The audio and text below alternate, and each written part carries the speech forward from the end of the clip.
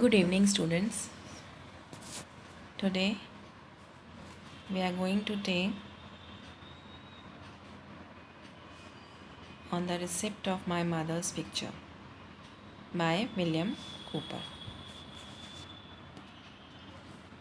जैसा कि आपको पता ही है कि अभी तक हमने प्रिकर्सर्स ऑफ रोमांटिक एज के दो पोइट्स को पढ़ा है। फर्स्ट पोइट जो हमने पढ़ा था वो है थॉमस ग्रे, जिनकी हम elegy written in a country churchyard पढ़ चुके हैं। दूसरे पोइट हैं विलियम कूपर, जिनकी ओड टू द इवनिंग हमने कल ख़त्म की थी। Today we will start with William Cowper's poem on the receipt of my mother's picture. So this is the third poet who belongs to the transitional period. Earlier हम इस बारे में बात कर चुके हैं कि प्री रोमांटिक पोइट्स कौन से हैं, और आप जानते ही हैं कि सेकेंड ईयर में लिटरेरी हिस्ट्री में हमें दो एजेस को पढ़ना है। First is pre romantic as and the other one is romantic as. Pre romantic as में बेसिकली पोएम्स की जब स्टार्टिंग हुई है, जब आपका ये बुक का वॉल्यूम स्टार्ट होती है, उसमें फ़र्स्ट पोइट जो है वो थॉमसन है, जो हमें प्रिस्क्राइब नहीं है।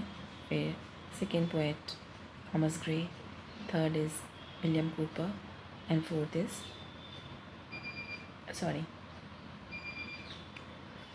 Third is William Collins and fourth is William Cooper. So, this poem on the receipt by mother's picture is a long poem, and it gives a beautiful picture of how the poet feels when he gets the portrait of his mother as a gift from his cousin on his 58th birthday. Looking at that picture, which looks like as if her mother is alive and with him, although he has lost his mother at a very tender age. He was very small and he used to go to nursery, and nurses were taking care of him, and at that time he has lost his mother, and his father was a chaplain, so he was working in church, and he has been in care of the nurses. So the poet remembers the language of his mother. Poet's life had been rough without his mother and her kind words. He remembers her sweet smile, which can emanate from only her lips, which had soothed him in his childhood. Even though he cannot hear her voice now, he remembers her words vividly, softly, urging him not to grieve and to chase his fears away. While he got this picture, this portrait of her mother, the very moment he got this portrait, he recollects those memories of his childhood when he was with his mother. सारी childhood की memories उसके सामने आ जाती हैं जब उसके cousin ने उसको उसके 58th बर्थडे पे उसकी मदर की पिक्चर का जो पोर्ट्रेट है, पोर्ट्रेट फॉर्म में वो पिक्चर जो है उसे प्रेजेंट की। और वो कहता है कि ये जो पिक्चर है उसकी स्माइल इतनी फमीलियर है, इतनी प्लेजेंट है, ऐसा लगता है उस पिक्चर को देख के जैसे उसकी मदर फिर से जीवित उठी है, जिंदा है, और वो सुन पा रहा है उन बातों को, उस मुस्कुराहट को देख पा रहा है, उन आवाज़ों को सुन पा रहा है, उन वर्ड्स को याद कर पा रहा है जिससे वो उसे सूद करने की, बच्चे को सूद करने की कोशिश करती है उसकी मदर, कि वो रोए नहीं, परेशान नहीं हो, क्योंकि उसकी जो नर्सेज उसे रखा करती थी वो उसे रोज़ हर एक दिन के गुज़रने के साथ उसे कहती थी, हाँ बेटा रो मत, परेशान मत हो, तुम्हारी मम्मा आ जाएगी, तुम्हारी मम्मा आ जाएगी। And after a long period of time उसको समझ में आ गया कि she won't be coming, because he was so small. उसको ये बात नहीं पता थी कि उसकी मदर की डेथ हो गई है और वो वापस लौट कर नहीं आने वाली है, क्योंकि उसे लगता था कि वो जो उसकी नर्स है वो सच बोल रही है। लेकिन अल्टीमेटली वो इसने ये रियलाइज़ किया कि नहीं, उसकी मदर जो है वो अब नहीं आने वाली है। तो इस पिक्चर को देखकर वो उन सारी बातों को याद कर रहा है, कैसे वो उसे रोने से मना किया करती थी और वो उसे उसके ग्रीफ से बचाने के लिए कैसे उसको सोलेस दिया करती थी, कैसे उसे सांत्वना देती थी, ताकि वो उसके जितने भी डर हैं वो सब उसको उसके पास से भाग जाए। He remembers her gentle, intelligent eyes, which still shine on him in the same way. The poet expresses his gratitude to the immortalizing power of art, which can baffle, obstruct the cruel and oppressive claim of time. समय बहुत बलवान है, समय ने उससे उसकी माँ को छीन लिया है, लेकिन वो कहता है ये जो आर्ट है, जिस आर्ट के द्वारा उसे वो पिक्चर एज अ प्रेजेंट मिली है, उसकी पिक्चर के थ्रू, उस इमोर्टलाइज्ड पावर ऑफ आर्ट के थ्रू उसने टाइम की से वापस उस मदर को वापस पा लिया है। Cooper welcomes his mother's memories fueled by the unexpected picture of his mother. He feels honored by his mother's affectionate presence as she was absent for such a long time. He is willing to obey gladly as if the rules were laid down by her. जो भी life में उसने जो कुछ भी किया ना, उसे लगा कि उसकी मदर ने उसके लिए कुछ रूल्स बना दिए थे, उसे बताया था बेटा ये करना है, ये नहीं करना है। तो उन सारी रूल्स के अकॉर्डिंगली वो लंबे टाइम तक चला। जब उसे लगा लंबे समय तक कि उसकी माँ लौट कर नहीं आने वाली है, तो फिर उसे लगा कि अब उसे ऐसे ही रहना पड़ेगा। Even though her face in the picture renews is grief as a son. इस मदर को लेकर एक बेटा अपनी माँ को याद करता है, उसके लिए रो रहा है। That is called filial grief. Okay, जब हम अपने पेरेंट्स को लेकर उनके लिए दुखी होते हैं क्योंकि वो हमारे साथ नहीं है, हमें छोड़कर हमेशा के लिए चले गए हैं, तो that is called filial grief. And his imagination will weave a charm. और वो एक चाम, जैसे हमारे लकी चाम होता है, इसको हम बहुत संभाल कर रखते हैं। हमें लगता है कि वो हमारे पास है तो हमारी हमेशा हमारे साथ अच्छा होगा, तो लाइक दैट।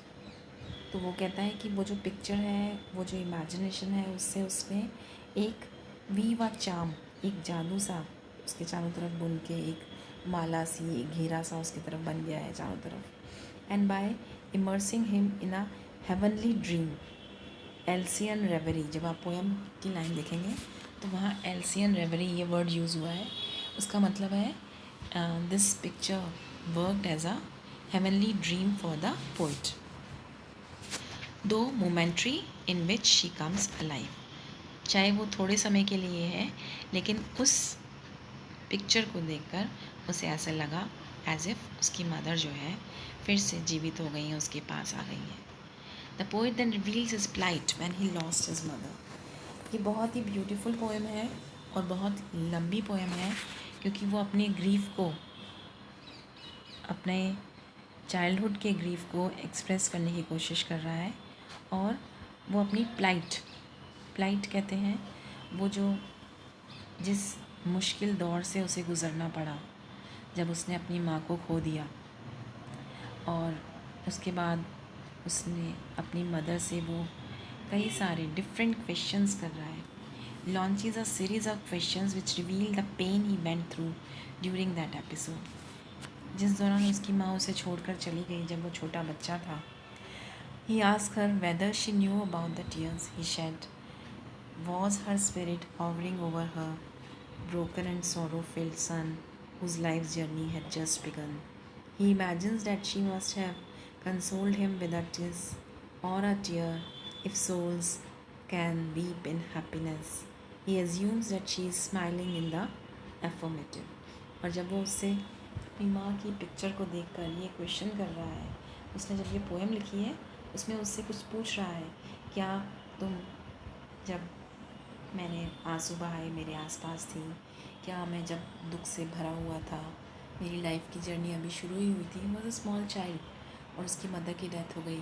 तो अपनी मदर से पूछ रहा है, क्या तुम मेरे पास आकर तुमने मुझे कभी किस किया, तुमने मेरे को कंसोल करने की कोशिश की, क्या स्पिरिट भी रोया करती हैं, हाँ, हैप्पीनेस में, खुशी में, कि अपने बेटे के पास हूँ मैं। ही एज्यूम्स, और वो ऐसा मानता है that she is smiling in the affirmative, कि उसकी माँ उसके बातों का जवाब हाँ में दे रही है। और वो पिक्चर को देख रहा है कि पिक्चर में जिस तरह से उसकी मदर स्माइल कर रही है, तो उसे ऐसा लगता है एज इफ़ उसकी मदर कह रही है, हाँ मैं तुम्हारे आसपास ही थी, मैं तुम्हारे दुख से दुखी थी, मैं तुम्हारे लिए रो रही थी, मैं तुम्हें कंसोल कर रही थी, like that. He remembers the slow tolling of the deathbed on her burial day, the hearse which carried her away slowly, and he drew in a long sigh, wept a last adieu, farewell to his beloved mother. He vouchsafes that his memory of her burial day is still fresh in his mind. All these memories create a pang of distress in the minds of the reader as well.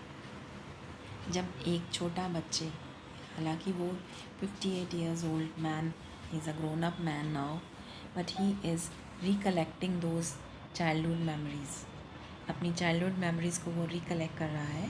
तो वो कह रहा है कि मुझे वो दिन याद है जिस दिन उसकी मदर की डेड बॉडी को बरियल के लिए ले जाया गया था, और कैसे उसकी जो हर्स है, हर्स कहते हैं वो जो कॉफ़िन है इसमें डेड बॉडी रखी जाती है, उनको धीरे धीरे उठाकर कैसे ले जाया गया।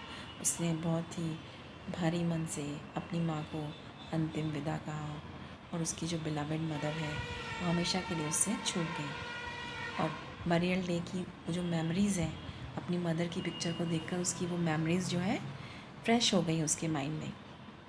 ऑल दीज मेमोरीज़, जिस तरह से वो परेशान है, वैसे ही उन मेमोरीज़ को पढ़ने के बाद जो रीडर्स हैं, हम लोग जो इस पोएम को पढ़ रहे हैं, हम लोग भी बहुत दुखी हो जाते हैं। He contemplates that in her world adieus and farewell might be unfamiliar concepts. उसे ये लगता है कि उसकी मदर जो कि अब हेवन में है, और शायद हेवन में फेयरवेल और एड्यूज का कोई वैल्यू नहीं है, वहाँ शायद ये अनफेमिलियर कॉन्सेप्ट्स हैं, कोई इसके बारे में जानता नहीं है। He wishes to meet her again on that peaceful shore so that he does not have to utter the parting words again. वो पीसफुल शोर, हेवन के उस पीसफुल शोर पर जहाँ वो दोनों मिलकर एक हो जाएंगे, वहाँ वो अपनी माँ के साथ मिलना चाहता है ताकि वो फिर से अलग ना हो पाए। He remembers how his mother's maidens, possibly referring to her attendees, अपनी नर्स की बात कर रहा है वो, या उसके कोई रिलेटिव्स होंगे, या कोई फ्रेंड्स होंगी उसकी मदर की, या उसकी आया भी हो सकती है जो उसका ध्यान रखती थी, कि किस तरह से filled with grief and concern for him often gave him promises of his mother's quick return. अपनी मदर के लिए वो दुखी हो रहा है, रो रहा है बच्चा, तो उससे कहती थी, अच्छा ये खा लो, तुम्हारी मम्मा जल्दी आएंगी, अच्छा ये काम कर लो, तुम्हारी मम्मा जल्दी आएंगी। He wished for her return passionately, believing in their false promises for a long time. The disappointment still lasts in him, and he feels duped every day and tomorrow to follow. Thus, after many sad tomorrows, his stock of infant sorrow was spent. बहुत passionately उसने चाहा कि वो उन false promises पर believe करे, और लंबे टाइम तक वो बिलीव करता रहा, क्योंकि वो तो ये जानता था कि उसकी मदर जा चुकी हैं, उनकी डेथ हो चुकी है, वो फिर लौट कर नहीं आएंगी। लेकिन उसकी जो डिसअपॉइंटमेंट है उसके अंदर बनी रही थी, एंड वो बहुत आसानी से ड्यूप्ड हो जाता था। ड्यूप्ड कहते हैं जब हम आसानी से दूसरे के द्वारा मूर्ख बना दिए जाते हैं, क्योंकि हर दिन जो नेक्स्ट आता था उसे लगता था, एक्चुअली हम चाहते हैं, हमें मालूम है कि वो नहीं हो सकता, लेकिन हम चाहते हैं कि काश ऐसा सच हो जाए।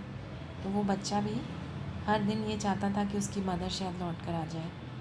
Thus, after many sad tomorrows, his stock of infant sorrow was spent. वो जो उसका स्टॉक था इन्फेंट सॉरो का, बचपन के दुखों का जो स्टॉक था, स्टॉक कहते हैं जो उसके पास उसने इतने दिनों तक अपने पास संभाल के रखा था। स्टॉक का मतलब ऐसे तो यहाँ भंडार से होता है कि आपने कितना कितना बचा के रख लिया है, कितना स्टोर करके रखा है। तो यहाँ पर उसके बहुत सारे जब सैड टुमारोज निकल गए तो उसका जो दुख था वो भी ख़त्म हो गया।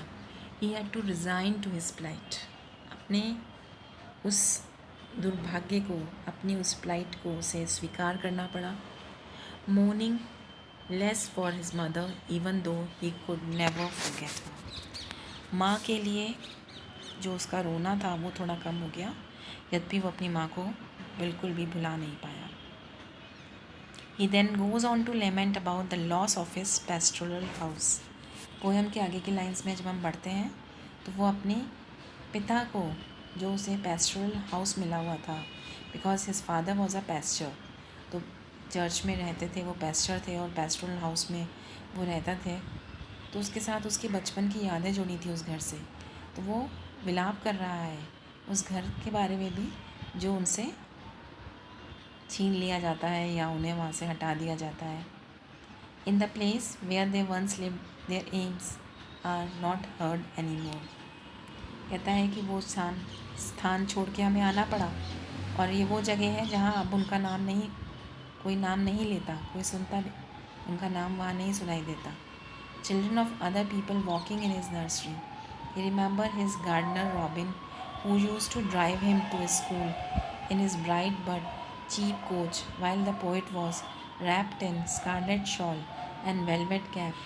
All this has become a history. This pastoral house reduced to a short-lived possession. The loss of all the childhood warmth is evident in these lines. You can go through all these lines. मैं अभी आपके लिए थोड़ा सा ये lines को पढ़ रही हूँ, लेकिन सिर्फ ये आपको समझाने के लिए, बिकॉज़ पोएम जो है वो बहुत ही लेंदी है लेकिन बहुत ही सिंपल पोएम है। जब आप इसको रीड करेंगे तो उसकी हर लाइन, जब आप इस स्टोरी को पढ़ लेंगे, इस समरी को जो मैंने आपको दी है, इसको पढ़ने के बाद में उस पोएम को समझना आपके लिए बहुत ईजी हो जाएगा। आप उसको आराम से पढ़ पाएंगे और समझ पाएंगे। तो यहाँ पर वो बात कर रहा है कि जब वो वहाँ से गुज़रा करता था तो वो जो पेस्टोरल हाउस था अब उसमें उसका कोई नाम नहीं बुलाया करता था या कोई उसे वहाँ याद नहीं करता था, क्योंकि वहाँ दूसरे लोग आ गए थे, दूसरे बच्चे आ गए थे, उस नर्सरी में दूसरे लोग रहने लगे थे, ठीक है। And he remembers his gardener Robin, अब अपना जो उनका जो माली था रॉबिन, उसको वो याद कर रहा है, जो उसे स्कूल छोड़ के आया करता था उसके कोच में बिठाकर, और पोइट जो है उसको उसकी मदर एक स्कारलेट कलर के, रेड कलर के शॉल में लपेट देती थी और सिर पे उसके वेलवेट का कैप लगा देती थी। तो ये सब चीज़ें जो है हिस्ट्री बन गई हैं। वो जो पेस्टोरल हाउस था वो उसकी शॉर्ट लिव पोजेशन था, क्योंकि जितने देर तक उसके पिता वहाँ रहे, वो पेस्टर थे, तब तक उनको वो प्राप्त था। तो वो शॉर्ट लिव पोजेशन था, कुछ समय तक, बहुत कम समय तक ही वो उसके अधिकार में रह सकी वो चीज़ें। The loss of all the childhood warmth is evident in this lines. तो ये जो पैराग्राफ है इसमें उसकी चाइल्डहुड की जितनी भी मेमोरीज़ थी, जो उसकी यादें थी, वो सारी यादें जो हैं वो इन लाइन्स में क्लियर हो रही है। तो मुझे लगता है कि आपको इसका इतना पार्ट आपको समझ में आया है। रिमेनिंग पार्ट हम कल पढ़ेंगे। Thank you so much.